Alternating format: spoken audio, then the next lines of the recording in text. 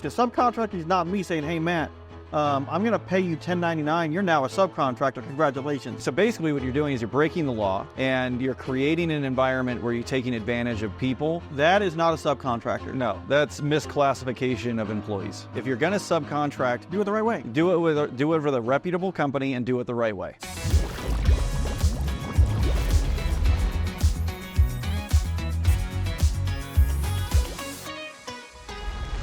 Subcontracting can help your cleaning business grow and increase profits. It can also tarnish your reputation and damage your company. In today's episode, Greg and I will discuss OctoClean's experience with subcontracting and help you decide if it is something worth considering for your business. Well, this is an interesting, topic for sure. I've had, and I know you and I both have had a lot of experience with this.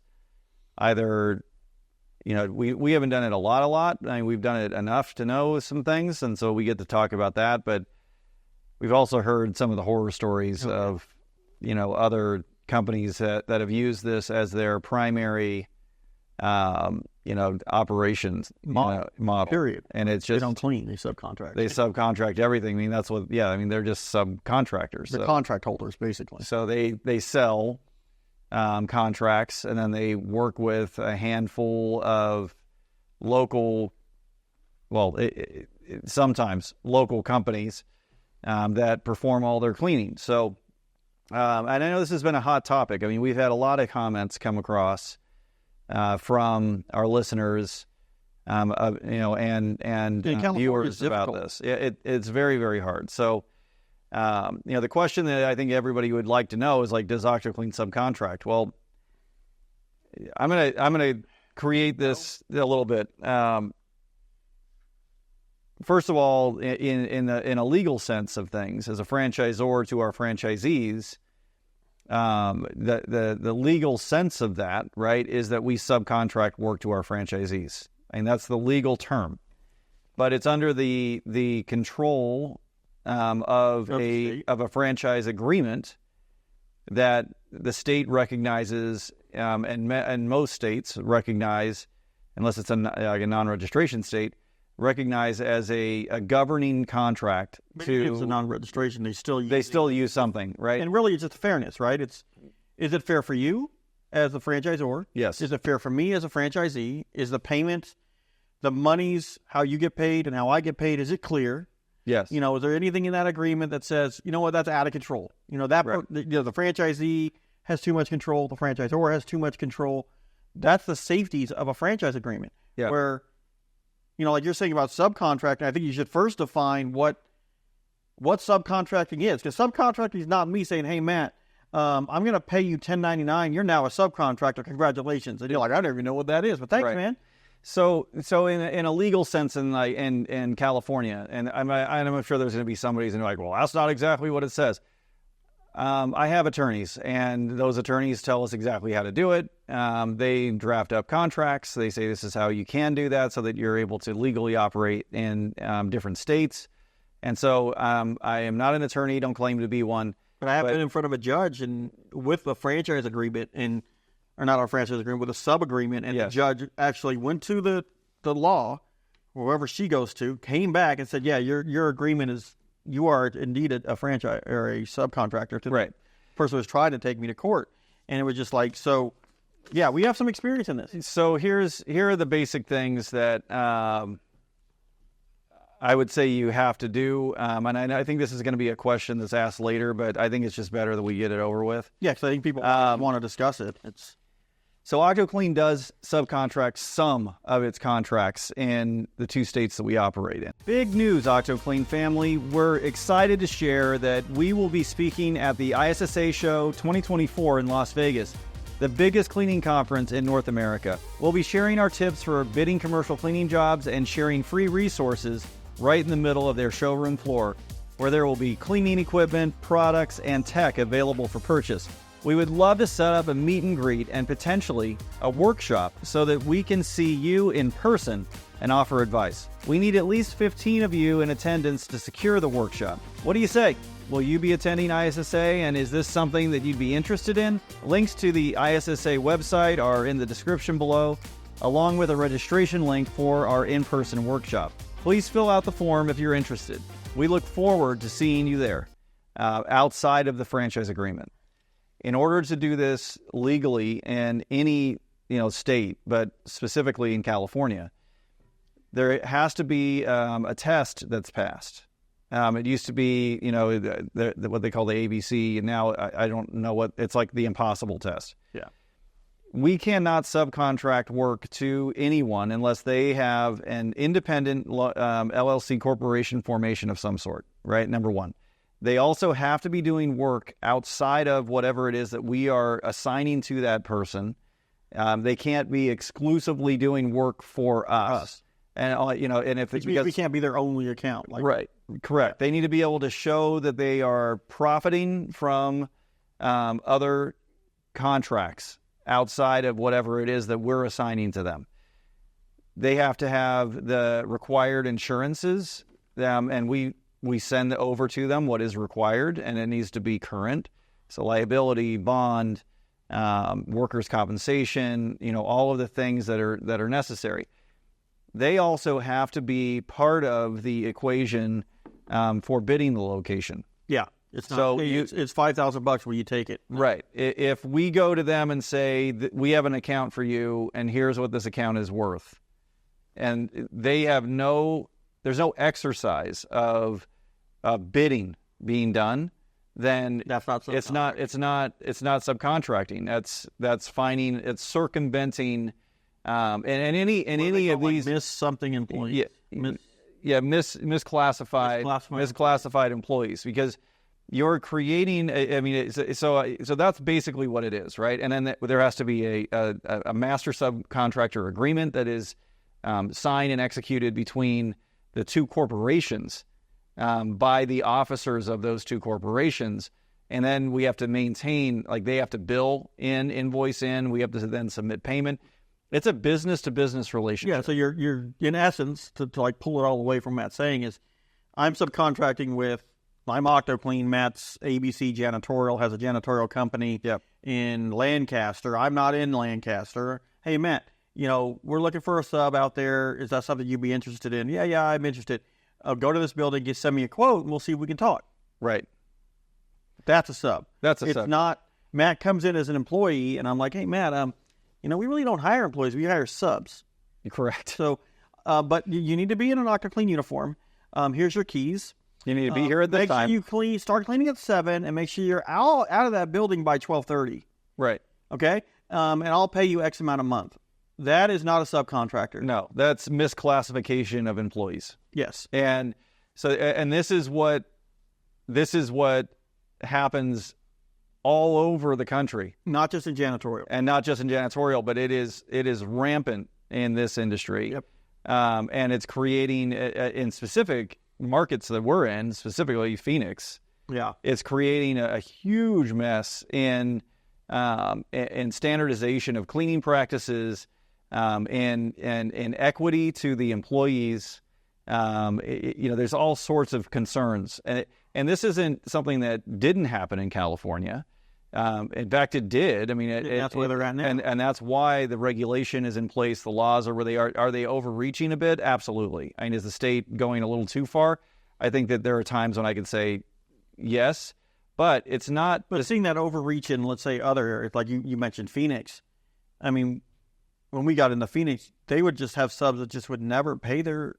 Right. I would never pay my sub. Right. So the issue, sub, it's an employee. The issue that we have, right, where I'll say that, politically speaking, I think they overreach.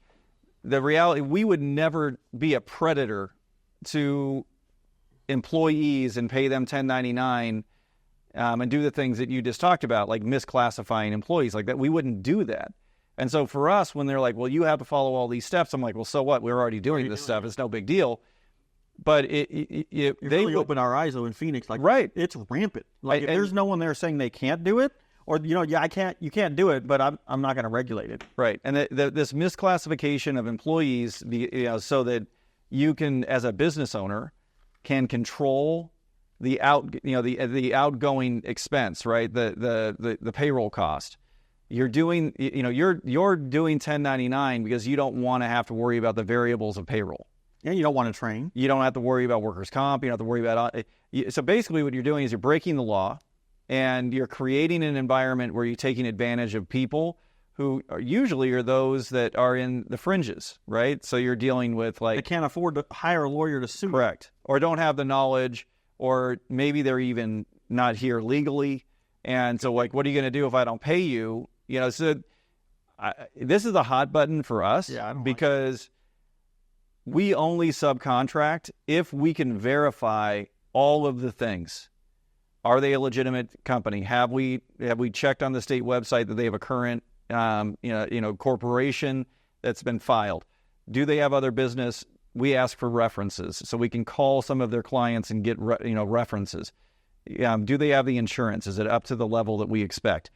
And and have they bid it? And is it a fair price? And are we both okay with it? Right? Because you're doing business with another business. You're not doing business so that you can take advantage of employees. Exactly. And we don't make high profit on that. No, absolutely not. Anything. I mean, it's more reputation for us. We're going to pick the right company that's going to do a good job like we would do. Yes. Because it's not that we don't want to service that. It's just outside of an area where it's really far out. And that's really it. And I'll tell you, one of the things that I'm going to mention here, and then I'm going to go into why we're, out of all the people who are listening to this right now or watching this, and this may change by the time this gets published, about 70% of the people who are listening to this don't subscribe, right? They don't subscribe, and that's a problem because we're sending out so much stuff, all this content. And if you were subscribed, you would be getting notifications, and then you wouldn't have to go and look for it later. Yeah. And so I encourage everyone who is watching this right now that is not subscribed, to hit subscribe. Because we might not talk about something that you want to talk about today. Right. But you're like, you know what? They talked about subbing. Let's go back. Who did I talk to? Oh, it's OctoClean. Let's go back and talk about subcontractors, because this is something that even in a bidding process, the customer doesn't realize a lot of these companies are just subcontractors. Right. Like they don't even clean. So there's a lot of good information in all of them.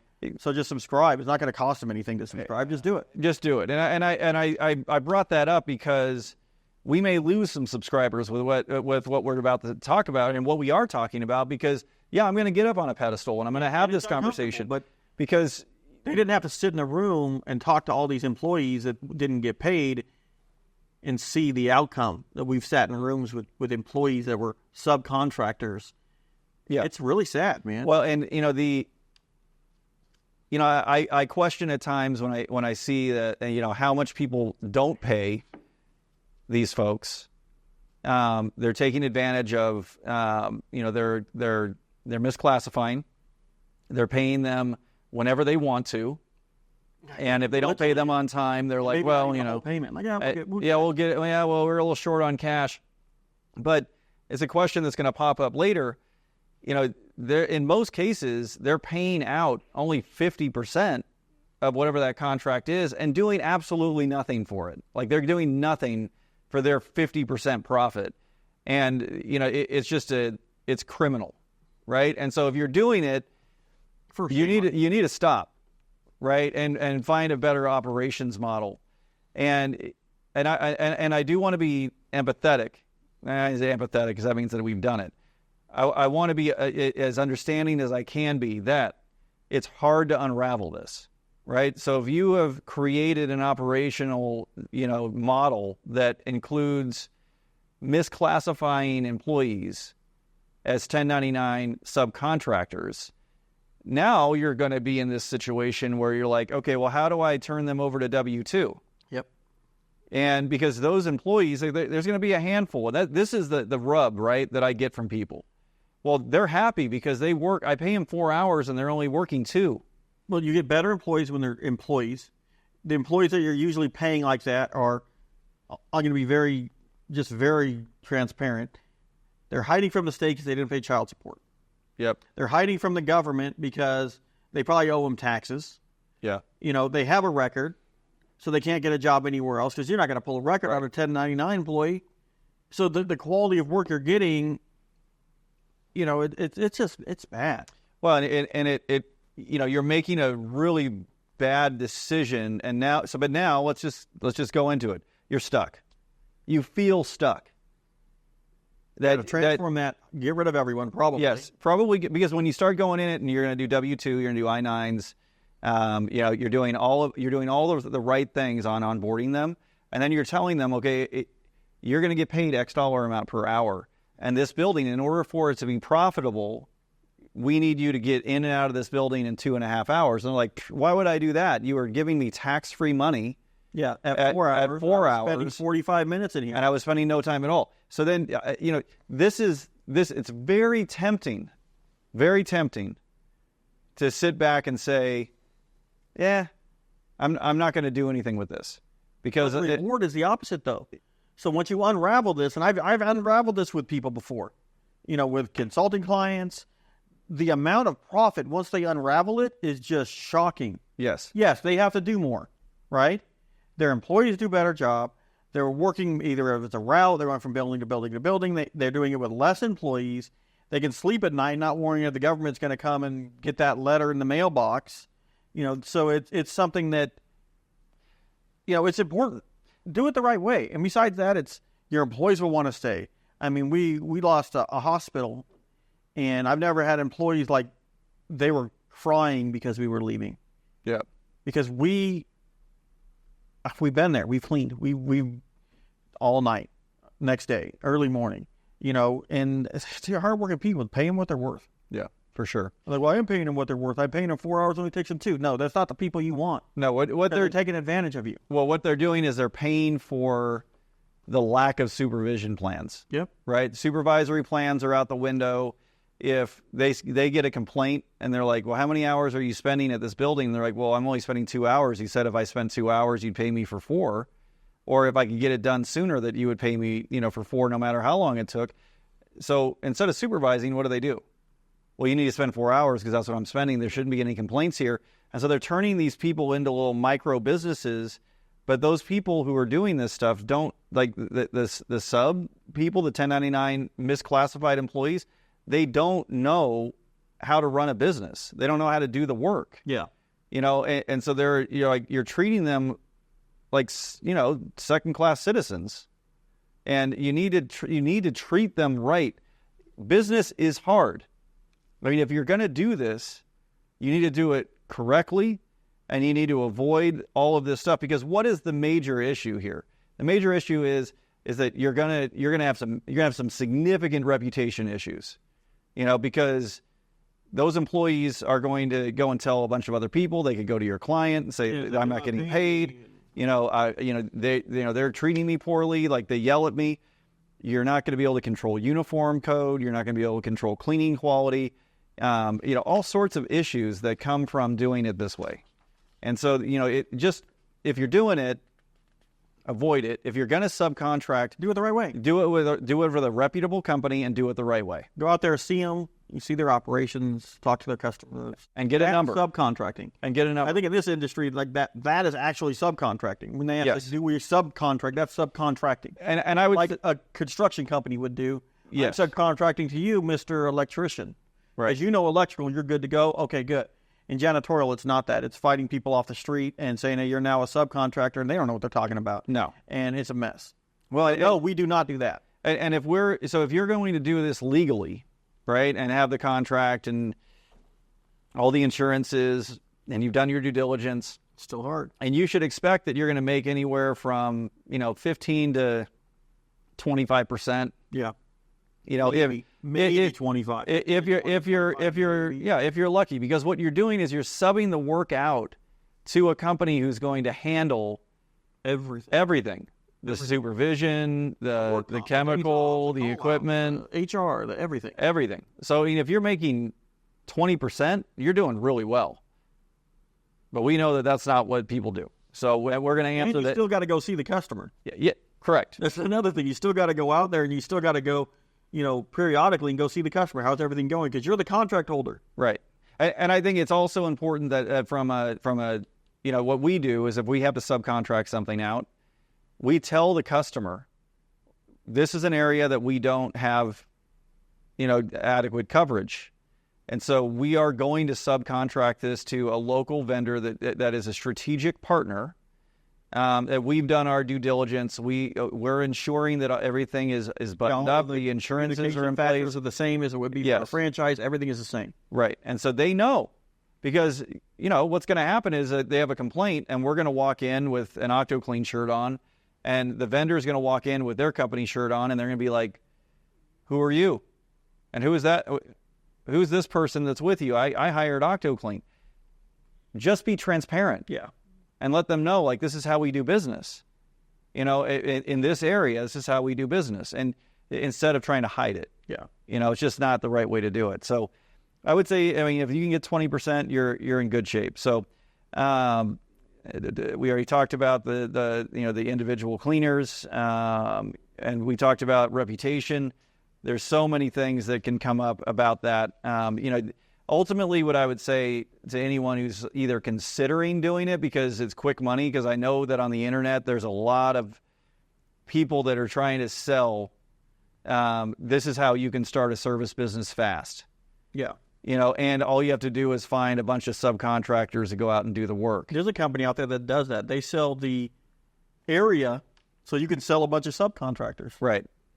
And they may be saying, like, you have to have performance bonds and you have to have all the insurances and all those kind of things, because that is a model. You could use that model. Like if I have a bunch of nationwide accounts, you got to do what I got to do. You can do it legally that way. I mean, you still open yourself up to some issues, because all it takes is one salesperson to go to a subcontractor that's a legitimate subcontractor under a legitimate master service contract, subcontractor service agreement. And they go in and say, you know what, I know that you usually go in and bid this location, but I really need to get this done fast. So I'll tell you what, I need you to do this at $5,000. And there's no paper trail. There's no actual quotes. There's nothing that came in. Nothing. And that, because the subcontractor comes back later and says, I never got a chance to bid this and I'm not making enough money on it, and you're in trouble. So, you've got to let the process run and do it right. Just do it legally. So heavy. This is a heavy one. This is a heavy topic. It's almost like I don't know if we can get into something funny. But I'll say, how many comments have we've gotten so many comments from people about, should I subcontract? I'm subcontracting now and I want to go to W-2. How do I do that? It ain't easy. No. Okay. If you've been subcontracting and you've been doing it by treating employees, you've been misclassifying employees, then you've got a road to hoe. If it's the other side, like I'm subcontracting, well, there should be something in your master subcontractors agreement that says how to cancel the contract. Yeah. Oh, yeah. Because that will be easier. But if you're doing it like there's a bunch of misclassified employees and you're trying to turn them into W-2 employees, that's going to be a tough sell. You're really just resetting. You're resetting. You're like hiring a bunch of people and saying, no, today's your last day. Right. And hoping and praying that those people don't go to the state. Don't go to the state and say, I've been misclassified, I didn't get taxes taken out of my check, all this kind of stuff. Because they'll get you, and the state gets their money. Amen. So we're going to try to go into something funny, and we're going to do our this or that. And so, Greg, you got some questions, right? I got some questions. So, first one from Matt. Would you rather be captured by aliens or have 100 children? I'll be captured by aliens. Amen. There's no way. 100 children? No thanks. You know how expensive one child is? Yeah. Oh, those children, 99 of those children are paying for their own college. Well, 99% of those, like one of them, half of them are raising the other half, because I'm like, I can't. Yeah, at 100, I'm like, I'm dead before the first. And kindergarten. I got a lot of questions that I'm not going to ask right now. Like, how does that even happen? 100 children? It's like, how many moms or how many dads or whatever? Right? I think, all right. There's a lot going on. Next one. We don't want to offend anyone. Okay. Have paws for hands or duck feet for feet, and not like little duck feet. Like we're talking about. There's no way you can Donald wear shoes. Duck Disneyland feet. Not like, I had to put a shoe on and no one will know. Like a little duck foot. No, maybe a little duck foot. You got little shoes on. Wow. See, I'm doing this. I'm going to go paws for hands, but I'm just going to shave them.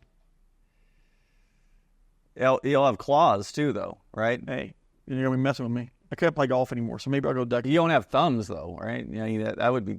Yeah, you got a problem there. It's a problematic question.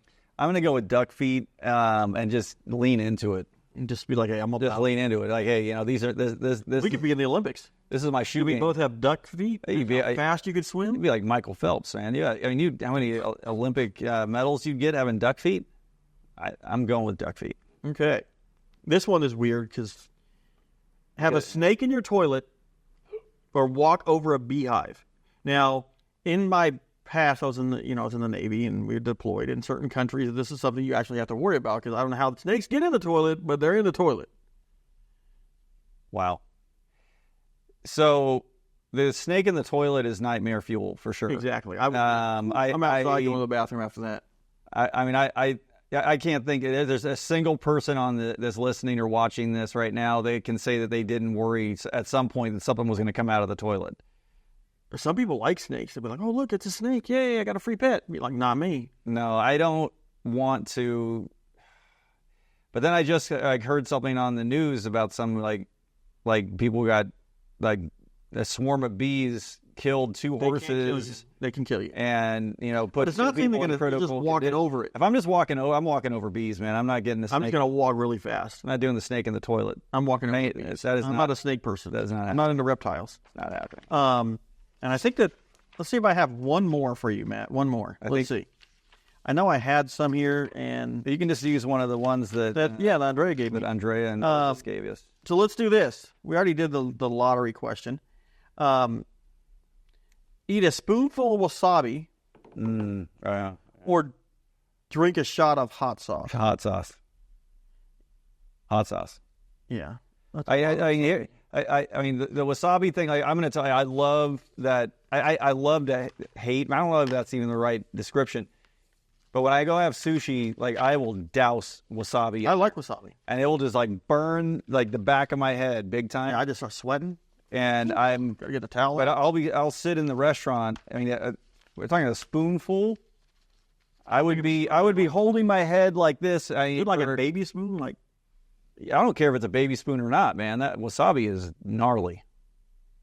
And hot sauce, it wasn't specific on the hot sauce. Just give me some Cholula. Cholula, it's not that hot. Cholula is good. Tapatio, I can handle that. Tabasco, I don't like the vinegar. Too much vinegar. But all right. Good question. We're going forever. All right, so we're going to jump into some questions here, Greg. Go ahead and do the first one here. All right, Grace by Fire 2021. I have 23 years in the industry, and I currently subcontract for another cleaning company out of Missouri. I have recently realized he is only paying me by the hour. I sat down and did the numbers and found out that he is keeping 40 to 50% of each account. I have been cleaning for him for the last 15 months. How would you handle this? Is this a normal percentage to be keeping when you're subbing out at work? Well, we just talked about absolutely not. Yeah. How are you making money? Probably what happened is Grace went in and said, I get paid $15 an hour. It takes me 5 hours to clean this. Bam, it should be this much. Yeah. Or he came to you and said, this is how much it is. This is how many hours I have. This is what I'll pay you per hour. And then you found out that he's paying you 50% less. Well, I mean, first thing is that, you have 23 years of experience in the industry, but are you a company? Are you a company? It says here for another cleaning company, so I'm going to say no. I would say you're probably a person. So here's what I would do. What I would do is I would set up a company. I would get an LLC. I would get all the appropriate insurances and do all that stuff. I'm saying ultimately, and then I'll answer this. And get your corporation set up, because you're going to find people like this person who's going to want to subcontract the work, and you're going to want to be able to walk into this location and say, all right, this is what it's going to cost me in hours, because it's good that you know how many hours it takes. But you've got to build your hours in with profit and Matt's got a YouTube video that talks about that with bidding. So look for that Because Grace, you likely would have come in, instead of it being at a minimum wage rate, it would have been at like $32 an hour. Because there's no way he's overbidding it by 40 to 50%. You're underbidding it by 30%, 40%. He has to be billing it at market rate. So, or below it, which is actually scarier, because it's probably what he's doing. It's probably what he's doing. So here's what I would do with this person. And Grace, if you go to this person, please don't mention that Greg or I had anything to do with what you're about to do. I would go to him and say, I'm providing this level of service. I'm going to set up my company. I'd like to have a subcontractor agreement and have an opportunity to bid this location completely, a separate, new deal. And he'll probably let you go. But he probably has a bunch of people like you that he's like, what? But, you need to get out of this situation. And in order to, a long time ago, we both have the same parents. And one lesson that we were taught, early on is that, you're going to be treated the way that you let people treat you. And so if you are allowing this person to treat you that way, then you're going to be victimized. And that's what is happening here, is that you need to take, put yourself in a position of value and control, and get out of this situation and start fresh. So, all right. Next, you got Samuel, who's been a member for 5 months. Matt, you want to read his? Love it. Thank you, Samuel, for being a member. I love post-construction cleaning, and we do a lot of it. But the biggest challenge we face is keeping our post-construction team busy, because once you finish a job, you're getting to another. Do you use contractors for this? Do you have fixed employees, or do you use your office cleaning team to do it? Great question. We do not have contractors for it. No. We have a specialty services division that handles not only that, but they also do carpet cleaning, everything. That's how we do it. And I see where you're at, because we've done this before in the past too, and you got some really good employees. And what are they going to do when they're not doing post-construction cleanup? Yeah. I would say go out and get yourself some accounts to keep them busy. Correct. And then this post-construction cleanup is something that they're doing, in either it's overtime for them, or like, hey, I want to make some more money. Okay, I got some post-construction cleanup stuff coming up. Right. And so, and I would say what Greg said. And this is the hardest part when you're building a company. Yeah, when you're building a company, we didn't always have a specialty services group that would do this. And so what we did is that we would have employees that would work overtime. Yeah. We do the same thing when it comes to like event cleaning, like if it's a concert venues and things like that, the same thing. If you don't have people there, the really tough part about this, it's hard to keep people. Samuel, too, is that if you're doing anything prevailing wage, you're paying people, let's say that you've got, a group, that is doing office cleaning, then you're paying them like $16.50 an hour. Now they're going over to a construction site, and you're required by whatever state you're in to pay them, upwards of $50 to $60 an hour, depending on what it is. It could be less than that. It could be more than that. And those folks are going to always want to do that kind of work, because they won't want to do the other one, and they won't want to do the other stuff. So it's a challenge. Post-construction cleaning is great. It's really good for you and your bottom line. It's the cherry on top. And you're going to have to figure out how to pay some overtime, or build it to a scale where you can have specialty services people who do project work like this.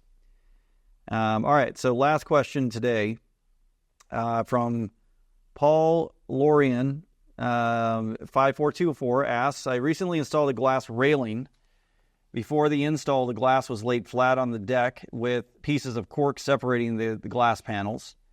The glass panels were there for several days, and rainwater had gotten between the glass panels and has left a cloudy film which cannot be removed. Any suggestions would be extremely appreciated. Here's the hard part with those. I mean, is it tempered glass? Yeah. Is it tinted glass? What is it? What have you tried? I mean, I don't want to give him something to do, and then it's like, hey, it's going to make it worse.